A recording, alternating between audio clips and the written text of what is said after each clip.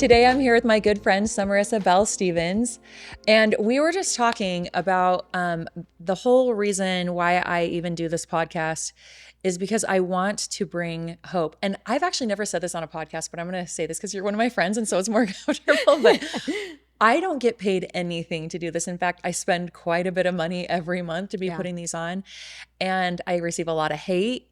And there's really no benefit for me personally at all, except that I just am helping someone. I feel like, or at least I'm trying to. I'm hoping it's helping someone. And so that kind of leads me to asking I know your stories have already helped me. Like, oh, thank you. Watching your podcast, it's hearing other inspiring stories of people that have found faith in their life through extremely hard situations and circumstances. It's huge. And anyway, it's helped me a lot. Just Thank listening. You for saying that. Yeah. I'm always wondering, I'm like, should I still be doing this? But anyway. No, 100%. And it's hard because anytime that you're trying to do something that's uplifting or good, there's going to be a lot of opposition. And in a lot of ways, like as a performer, as someone who had a professional performing career, I knew I was doing the right thing when there was a lot of opposition. Yeah. And so, you know what? That's actually, before we even go into your stories, you guys need to know, she's like this phenomenal performer. Like she and her husband own the Harrington Center for the Arts in American Fork, Utah. And they have put so much effort into building this thing up and revamping it because it's a really old building, isn't it? Yeah. So we started our nonprofit organization in 2017. So we're about 7 years old. And since that time, we've built all of these programs that make art more accessible to the community. And we've had over 90,000 people come to our events. We've supported 4,000 local artists. And then there's this really cool historic building in downtown American Fork, built in 1903. That's how old it is? Yeah, it's old. Wow. Considered the birthplace of public education west of the Mississippi. And we're going to renovate it to be kind of a kiln for the arts. So, and I've already been there and it's already so beautiful. Thank you. She does so many huge events. Okay, like Chalk It Up, right? Yep. Chalk It Up, largest chalk art festival in the state. It's so fun. It's just fun. And it takes people who might be afraid to take their kids to a museum feel more comfortable in the events that we've put in place because they're family friendly. A lot of times they're free or low cost. So it kind of breaks down that economic barrier too. Well, and she's saying this as number 9 of 10 kids. Yes. So she's very aware of what kid-friendly things there are and how to actually make people feel comfortable, which as a mom of 6, I am so thankful for that because it's true. There are certain things you're like, I'm definitely not going there. And there's certain things that you're like, yeah, I'll go there. Yeah. But anyway, speaking of, I see one of my cute little kids right there, I guess. So cute. Okay, so you performed in New York City, right? Yes. Was it on Broadway? Years. Yeah, for 7 years. I performed regionally across the country. My husband's also a performer, and so he toured the Middle East and Southeast Asia with the Broadway National Tour of Shrek the Musical. So we both had really fun, awesome careers where we got to perform at a lot of different places. Wow. The Middle East, that's crazy. That's for another podcast. I want to hear all about that. He can tell you the coolest stories. Like we prayed about every contract, every decision we made together. And we felt really good about that one because even though it was literally the Middle East and into Asia, there was a church within 30 minutes that he could attend church every Sunday. Wow. So even in the Middle East? Yeah. Within 30 minutes. And even then, like a lot of times he had to have a cast member, like he wasn't allowed to go by himself. And he felt really good about one of the guys that he said, I think he needs to be my roommate. And he would go to church with Spencer just so he could go. Nice. What's really cool, this is what I love to see is people upholding their beliefs no matter what the situation, where they are, who they're with. That's pretty amazing. It's hard. Yeah. Like it was definitely an extra effort because a lot of times you have 2 shows on a Sunday. And so that was extra effort. Sometimes it was like, I only get to go to church for 15 minutes. Yeah. But I would still take my taxi. I would go to church just for that 10 minutes, that 15 minutes. And the spirit that I felt in that 15 minutes was stronger than I've ever felt. Wow. And making a sacrifice. Yeah. Wow. So that's really cool. Definitely a choice. So like I said, the main purpose of this podcast is I want to give people hope who have been through challenging situations. I mean, we've had all different walks of life on here, you know, people who have lost a limb because of an accident, people who have overcome drug addiction, people who have built up a business. I mean, these are all things you really have to that are challenging, that you have to overcome. Yeah. And you're no exception to that. I mean, you're doing several things that are very, very difficult because you're also a mother Yes. and Yeah. trying to Mother of build two up this girls. business. And even just, by the way, even just your summer concert that you guys put on where there's thousands of people. I remember going to this a couple times and thinking, I don't know how on earth she's able to do all this. There's so many elements to it. Yeah. Yeah. There are. Oh, What's crazy too is those concerts are like our easy ones now. Like our festivals are so hard, but you grow with it, right? Like when we first founded our nonprofit organization in 2017, I had no idea what I was doing. Like we literally bought the book Nonprofit for Dummies and read it cover to cover to try to understand, like, okay, we need to hire an attorney. I need to go and talk with all these artistic directors that I've worked with across the country and say, if you could change anything in your bylaws from 15 years ago, what would you change? And that's where we started. And it was such a huge learning curve. And we had these like super stable, successful careers in New York City. We also owned a dance studio in Manhattan. And our careers were going this way, and we had founded this nonprofit and we're flying back and forth, and it was going this way, and it was not sustainable. And so we fasted and we prayed and said, what are we supposed to do? And I felt the Spirit say, I will help you grow into the person that I need you to become. And it was terrifying because I immediately knew that I was supposed to give up our careers. I was supposed to give up our dance studio, and we were supposed to move to Utah to work for free as I'm pregnant for a nonprofit organization and get it going. And that was like the biggest leap of faith. Our agents thought we were crazy. I couldn't say like, well, God told me to do this or the Spirit they're prompted probably me like, to do what are this. you talking about? And they just thought we were crazy. They were like, we've built your career for 7 years and you're just like letting it completely go. Wow. And it was a huge leap of faith. And we moved back to Utah and we've invested in this community. And every day I pray and I say, Heavenly Father, who am I supposed to reach out to? Like, who am I supposed to reach out to today? What step am I going to need to take? But it has been a huge journey of growth. And so if 7 years ago, you had said, put on this concert, there's no way I Yeah. would have been able to. But now that concert's easy Well, because, compared to your other yeah, stuff. yeah, compared to things we put on, just because of how quickly we've been forced to grow into these leadership positions. Whew. Yeah, that's a lot.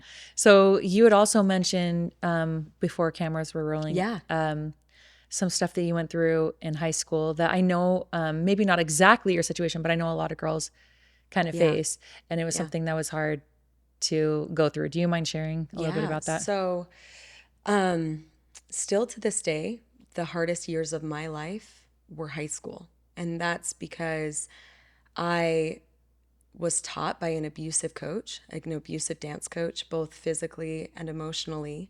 And it's not something that I've ever shared publicly. And I think that's because even though I am now 35 years old and this experience happened 20 years ago, I'm still scared of this woman.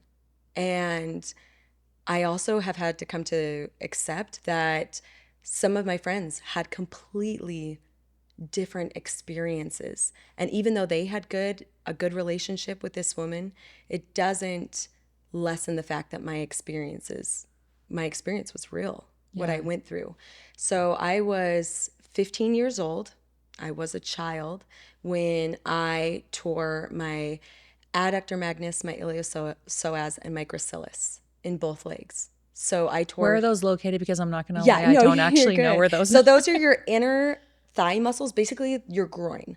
And Okay. so I was doing a switch side and I pulled or tore all six at once. And instantly my life was changed. Behind closed doors, I was kind of threatened and pushed, and they said, if you do not compete, we will give you an F. And even though my doctors had all said, Summerisa, if you continue to dance and don't let your body heal, you will have problems for the rest of your life. But I was really confused. And you had the principal, you had this teacher that were all slandering me, and I just wanted it to go away. And so I was scared because I was a straight A student. I knew what universities I wanted to apply for. I wanted to get scholarships. And if Yeah, I this is got not an like you were some rebellious kid. no. And I knew if I got an F, like all of those possibilities that I'd worked so hard for would go out the window. And I think that's where the hatred for my body began. And when I say hate, I don't just mean I kind of disliked my body. Like, I hated every facet of my body. I hated myself. And I really struggled, and I started gaining weight rapidly, very, very rapidly. And this teacher in front of other students would comment on my weight gain and and I just felt humiliated. And I was 15 years old when my mom took me to Weight Watchers and I started my very first diet. And it wasn't, fast forward now to college, and I'm weighing myself 3 times a day. I would wake up, weigh myself. I'd get home from school, weigh myself. At night, I would weigh myself. And it all my worth was based on what I saw on that scale. And So sad. yeah, it was just terrible. But I had felt like my body had let me down. I felt like my body had betrayed me by this injury, by the physical pain I felt by being forced to dance. And so my healing journey, there was kind of 3 parts to my healing journey. And the first was I started working with one of the top physical therapists in the nation, happened to be at BYU. And he put me in this rigorous program where they work through my scar tissue. And I worked with him twice a week. And there was a lot of emotional trauma that would come out, obviously, during these physical sessions. But he taught me how to start listening to my body. One of the things we figured out over that 5 years was that the week before my menstrual cycle, my body naturally becomes more inflamed and my pubic bone shifts, which makes me more prone to pulling those 6 muscles again. Oh, wow. And so, That's crazy they could figure that out. yeah. And that was part of learning how to listen to my body, because I'm the only person that's lived in this body. I know Right. my body better than anyone else. And it blows my mind that I was able to have such a successful performing career Yeah. because of this man and because of that journey of starting to listen to my body. I will still have chronic problems with my legs for the rest of my life, but I now know how to work with a body that maybe wasn't as whole as it started. Wow. And the second part was marrying my husband. He's such a good guy. Yeah, he's amazing. Like, the second I married him, he threw away the scale in our house. Wow. And he said, "You're never getting on one of those again." That's a real man. Yeah. And he said, "The F word is banned in our house." And when I say the F word, it's the word fat. And that is actually worse in our house than the actual F word. It's like, we will never use that word in our house ever again. And the third part actually came with my pregnancy with my daughter, Carly. I had miscarried before Carly. And as I was pregnant with her, every single day that I was able to carry her longer, I was so proud of my body. And every single day I said thank you to my body, like out loud. I would thank my body for growing, for gaining weight, for having swollen ankles, for having morning sickness. Every single day I said, I appreciate my body so much for what it's able to do. And then when Carly was born, I felt sick to my stomach.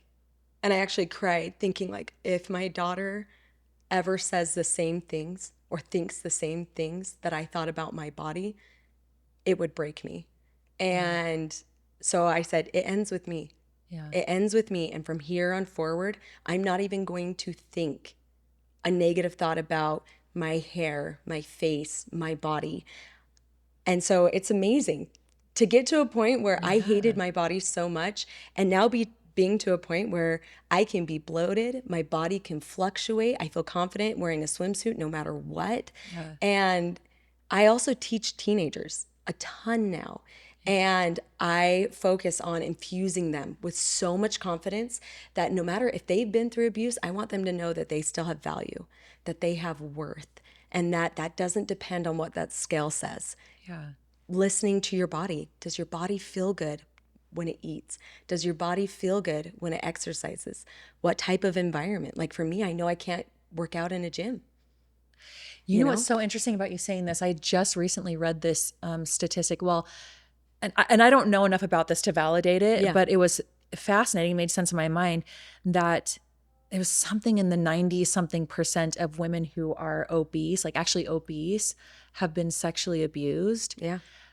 And to me, that made total sense because it's like, well, yeah, because you're going to comfort yourself through eating, or Yep. you want to repel the opposite sex, or I don't know what the reason is, but that Absolutely. was fascinating for me to read. Yeah, absolutely. As someone who was molested as a young girl, that is something that I think coming to this point of complete body love has been such a long journey. And it's not something that like happened overnight. We're talking 20 years. Like Yeah. it was 20 years, especially since that first abuse happened in high school, that I have been on this journey of retraining how my brain thinks, Yeah. retraining my brain to validate, to love my body, to focus on the incredible, miraculous things that my body can do Our bodies are a every single gift. day. Yeah. So, what's one piece of advice you would give to someone who has been abused and is feeling the way that you were feeling? Yeah. I want to instill hope. If I can get to this point, I am confident that anyone can, because I don't know. At one point in my high school life, I wanted to end it all. That was how much I hated myself and hated my body because of what this teacher was putting into my brain again and again and again and forcing me to do things that really hurt my body a lot. And if I can get to this point, I truly believe that anyone can get to this point of complete love for their body. So, the one piece of advice I have is listen to your body. Trust yourself. This is the one body that you get. You've lived in this body longer than anyone else. And so, if you want to come to a point of complete love, start listening and trusting your body. Interesting. That makes me so sad because I know you well enough to know that you're always happy, at least whenever I see, Yeah. even when things are hard. And to Yeah. think that like you felt that way is just so heartbreaking to me. Yeah. A couple weeks ago, we were downstairs at my house in the toy room, and our kids were running around like crazy. And you told me about the situation with your dad. Yeah. And if you're open to it, because Yeah, I know absolutely. I actually have several friends who have gone through something similar, and I just can't even imagine. I love my dad so much. And do you mind kind of sharing that? Yeah. So I had, I have an extremely special relationship with my dad. He was part of the reason I felt I was born into my family was because we were just these kindred spirits where we understood each other fully. He was someone that I truly called and we talked almost every day as friends. Also, he'd give me advice, I'd give him advice. Like it was such a respectful relationship. And my freshman year of college, my mom called me and said she needed to come and sit down with me. And she told me that my dad had been diagnosed with malignant melanoma, a type of skin cancer. And I was obviously really upset, but I went to the temple and just the spirit said, it's going to be okay. And they removed that malignant melanoma tissue and made sure that there was no outliers and he was cancer free for 5 years. And so they said, you're good to go. And 7 years after his original diagnosis, my dad was a phenomenal physician, did crazy humanitarian work around the world. And he was working in the emergency room and suddenly had what's called expressive aphasia, where you can't communicate your thoughts, but it's still there, but you just can't, the muscle, the synapses stop working. And 3 minutes later, he was able to talk again. And he said to his team, he said, get another doctor in here. I need to go and get a CAT scan. I think I just had a stroke. And when he went and got the CAT scan, he had cancer spread throughout his brain and throughout And his he had lungs. no signs or No symptoms? signs. And Wow. this is someone that he worked out 2 hours a day. He was an ultra marathoner. Like, and he just had cancer all throughout his lungs and all throughout his brain. And I guess what happens is malignant melanoma metastasizes, lays dormant, completely undetectable, and then just suddenly moves to your lymph tissue. So it was so fast. And within 3 weeks, he could no longer communicate, but was still all there. And what's really interesting throughout this process is we were praying. I'm the ninth of 10 kids. We were all praying, our wards, our family, our friends, everyone was praying for this miracle for my dad. And we didn't get that miracle.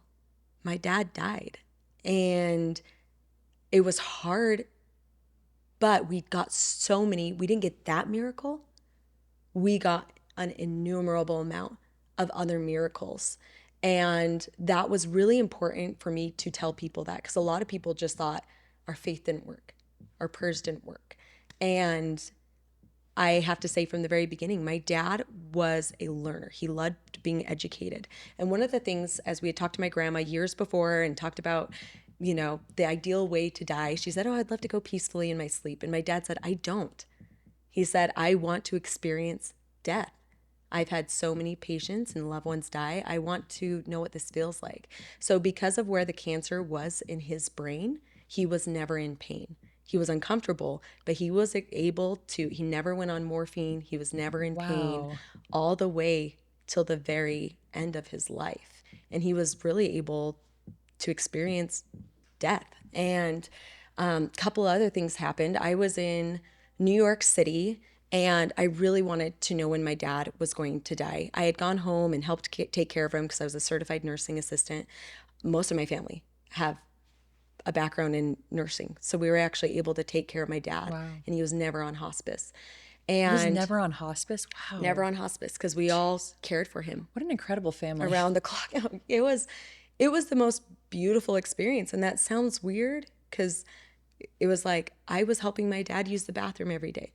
I was helping my dad try to eat and caring for him, but it was so beautiful, rubbing like frankincense oil on his little lesions and things on his body. And anyway, but I was in the temple and I just really needed to know if my dad was going to die because I needed to be there. And I knew, I pulled out, I didn't even know, there's something in the temple called an envelope. And I pulled out an envelope that wasn't mine. And it was my grandma Belle's, my dad's mom. And I didn't even know that I owned this. And it was there and her name was there. And I immediately knew that his mom was being prepared to come and help him. And that she was surrounding him and being with him. And I just knew that he was going to die within 3 days. So And this is when you were in New York. I was in New York City. Wow. I knew it was going to be by Wednesday. So I booked a flight. I got home on Tuesday and I was able to spend an entire 24 hours with him before he died. And I was also able to tell my other siblings and saying, this is coming. So if you'd like to be there, and also give my mom that closure that this is actually happening. Because I think people who read the scriptures, you just like, oh, it's going to be a Lazarus experience. Like he's going to rise from the dead, right? And that morning, he started having what's called marbling. You can see like the body starts pulling all of the blood to the essential organs so that your limbs start getting what's called marbling. And that was actually the biggest blessing because it was like we could tell how much time he had left. So we called my little brother who was serving in a very remote part of Bolivia, and we called his mission president because we said his dad's going to die today. And we had no idea if they'd even be able to find him because he was in such a rural part that it was like, I don't even know if they can find him. And they found him within 30 minutes. He was on the phone and was able to talk with my dad before he died. And then as we got close to the end, we sang all together, "Families can be together forever."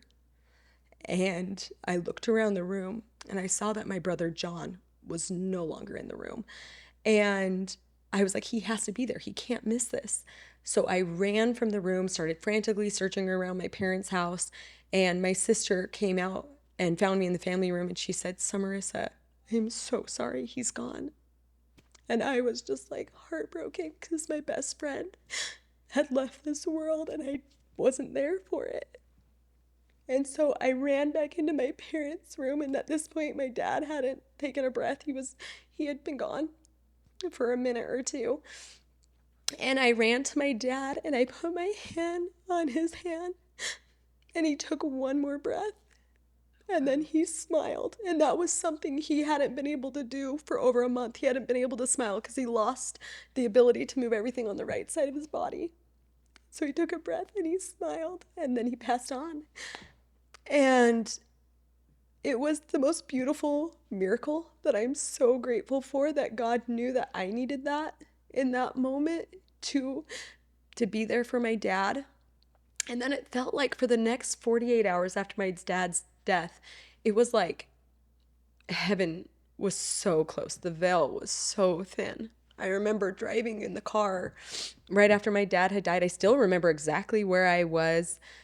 I was on Main Street in American Fork going towards Lehigh. And I felt my dad sit next to me in the car. And it, like, when you know someone as well as I knew my dad, you know how when someone walks in the room and you're like, oh, that feels like when Sean walks into the room. Yeah. There's nothing else like it. Like, you know what that person feels like. Yeah. And it was undeniable, like the joy I felt with my dad sitting next to me. And I just said, hi, Dad. I was like, you want to go on a cart ride with me for a couple minutes? And he did. And it was beautiful. And I haven't actually felt my dad that much after that 48 hours. I mean, he leaves me pennies here and there, and I know he's thinking of me when I'm having a hard day. But it was really fascinating because about a year after my dad died, I was walking up 6th Avenue towards Columbus to get on the subway. And I just remember looking up at the sky, and suddenly this huge weight that I didn't even know I'd been carrying around since my dad died just dissipated. And I felt the Spirit say, like, this trial is done for you. And it was like, it was the most beautiful thing to feel happiness, complete peace and happiness again. And it was immediate. And it was like, wow, I didn't even know how sad I've been. I've been pushing forward with my life for this whole year. And just to have God immediately take that burden off of me and to say, it's okay, you're done with this now. How does how does someone experience that? Let's say someone who's grieving the loss of a loved one and doesn't quite know how to get there. Let's say they're watching this and they're like, why don't I have that? Like, is there something that they can do? I think that was hard for me because all of our siblings, I'm the ninth of 10 kids, we all experienced my dad's death very differently. Yeah. And one of my sisters felt his presence all the time. And I was so happy for her, but also frustrated because I was like, I want to feel him. I want to feel my dad. Like, this is someone I talked with every single day. And it was hard to hear of their spiritual experiences that they were having and to feel at times like I had been completely left alone. My mom went through so much, but I was in New York City and I didn't hear from my mom in 3 months after my dad died. And she was just numb. And I would call to check on her, but she was just numb. And so I really felt like an orphan in a lot of ways. And a lot of my siblings just assumed that because I had such a phenomenal relationship with my dad, that I was great, that I was doing okay, but I wasn't. And so I think it's hard, especially like what we all experience, right? It's very different depending on the person, what we're open to. And the only advice I can really give is that it will get better. And sometimes it takes a long time, but eventually your day will come where God says, this trial is done for you. And I'm going to give you peace and joy and happiness again. But sometimes it really just takes time and trusting that I'm different and how I feel the Spirit and what I need from Heavenly Father is different than maybe what my siblings needed. So I know you're a spiritual person and you're religious and everything. Did you incorporate prayer? Like, do you feel like that helped you? Did you feel any sort of interaction with God during that, like in asking for help? Yeah, I definitely had moments that I pushed away prayer, that I pushed away God. I was sad. I was upset. I also felt just such a void in my life. And it doesn't quite make sense why I would do that. But I definitely at times push it away. And I think that's because other people were having these amazing spiritual experiences. And I just felt so alone. I kind of felt abandoned. And but it doesn't mean my faith changed. I knew God was real. I knew my dad was on the other side. I knew that he was happy. I also knew that he was serving our family. I had a crazy spiritual experience when my dad was going through all of his treatments, both natural and also at the hospitals. And I had this experience where I knew that my dad had seen what he could do on this earth if he were to stay, and what he could do on the other side for our family if we were to go. And I was there the moment that I felt him choose to go. And it was like heartbreaking. It was so, so sad. And I just looked at my dad in that moment. I said, no, I need you.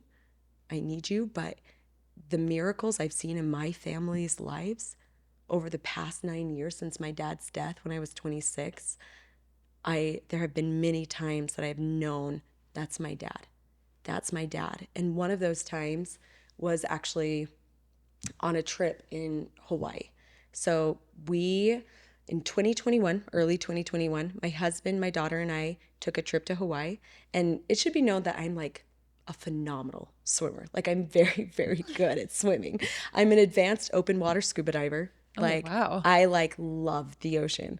And So you're not scared of like dark water? no. Okay, you and I are opposite. But Yeah, go on. That's awesome. love the ocean. Like, it's my happy place. You wouldn't be scared of seeing a shark or something? Well, maybe like a shark, but like, well, I've seen little sharks, but like not, maybe a shark, I haven't, I'll let you know when it happens, how scared I am. Sorry, my mind immediately goes right to the scared side. Okay, go on. Yeah, no, so far I haven't encountered a shark, a big one. Good. I'm so happy to hear this. Yeah, just like a couple reef sharks, and so nothing big yet. So I'll let you know when that happens. But no, my like peaceful place, like I think the most beautiful sound in the world is when you go under the water and you can just hear like the sand shifting. It's the same sound that a peppermint patty makes when you break it. Huh. Anyway, do it next time and you'll know. It's like, there won't be a next time for me, but okay, I'll take your word for it. Just break the peppermint patty, and then you'll be like, oh, that's what sound she's talking Okay. about.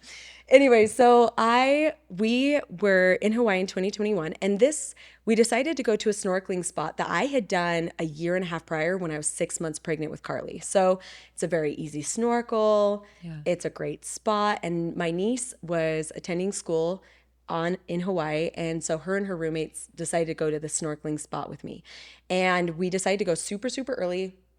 Like at we'd get there. I think we left at like 5 o'clock so we could get there right at sunrise, because we had heard that if you're there around that time that the dolphins migrated through that area. Oh, wow. So we wanted to swim with dolphins. So we get to the spot, we all put on our snorkeling gear, flippers. I also had a boogie board, so that way when we got to the spot, you can rest and like look, and the girls can take turns.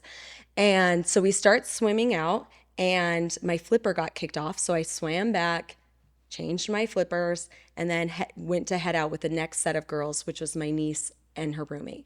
And we started swimming out, and these massive 10-foot waves came out of nowhere, like swells, like just boom, boom. I have literal boom, nightmares about stuff like that. Yeah, and I mean, like out of nowhere. Nope. And Nope. my niece's roommate started screaming my name, and I looked back, and she was in a really bad place. Like, she had started throwing up in the water because she was inhaling the water too quickly. So I swam back and I put her on the boogie board, and then I swam through the next 3 huge swells carrying her weight and my weight. So I would see the swell coming, and I'd push the boogie board down, and I'd dive down underneath, come up for a breath, see the next one coming down, dive down and swim through. So by the third one, I was exhausted, like carrying me through this. And she, at that point, had had enough time to rest that she felt like, so she was able to get off the boogie board. And it all happened so fast. Like, I looked over, and as I was swimming through these swells, I didn't realize that there was a cross current that had taken us around the peninsula and into the cliffs. Oh. And as the wave carried me into the cliffs, I literally said a prayer and said, God, I don't know how I got here, but please send angels to help us. And I don't know how much time transpired over the next few minutes, but I would get hit by a wave, turned so much that I had no idea what direction was up, and I would kick as hard as I could, take a breath, and get hit by the next. And I knew from my experience with a lot of my experience with swimming that I had to cover my head every time, because I said as soon as my head gets hit, I'm knocked out, I'm done. And the hardest part was every time I came up to get a breath, I could see Spencer and my 1-year-old on the shore, and they had no idea what was happening. And I knew I was going to die. Like, there was no question.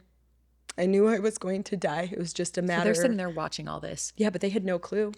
They couldn't see us being turned. They had no idea because we were around the peninsula. And so Spencer just assumed that we had made it out to the snorkeling spot. He was just playing with Carly. And every time I came up, I just was heartbroken that I was leaving. I was going to be leaving our 1-year-old daughter.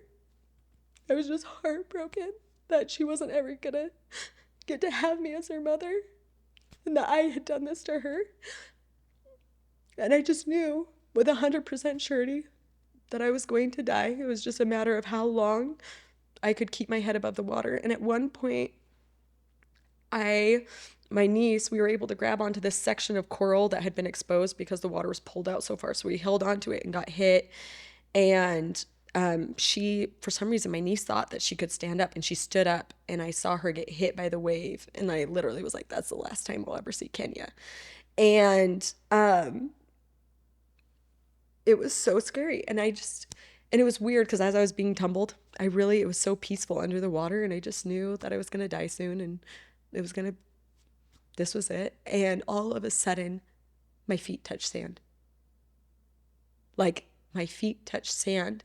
That's not even physically possible because the waves are going this way, the current was going this way, and I was up against the cliffs, like literally being hit into the cliffs. And the only way I could have touched sand was by me being pushed out, back around the peninsula, and all the way back to our entry point on the sand. Like, it's not possible. So where's your niece at this point then? We didn't know. So I hit the sand, and I yell to Spencer as soon as my feet could touch. Like, I hit sand, I popped up, and I yelled at Spencer. I said, Kenya's on the rocks. My niece is Kenya. And I said, Kenya's on the rocks. Please go save her. And he ran. He ran as fast as he could around onto the cliff area. And when he got there, Kenya was standing on top of the cliffs. Wow. And Kenya, from her story, had been knocked out underwater. She had hit her head and was knocked out underwater. And when she came to, she was able to come to the surface, and then she felt the spirit saying, climb, climb. And so she started climbing, and she just felt these strong footholds, and she climbed and she climbed and she climbed. And when she looked back down, there was nothing that she could have put her feet on. There were literally like angels propping her up and helping her to the top. And then we called 911. They brought in the rescue team, and they went out and got the other 2 girls. And the fact that all 5 of us lived is only because of angels. Like, there is no other explanation than that we were surrounded by angels.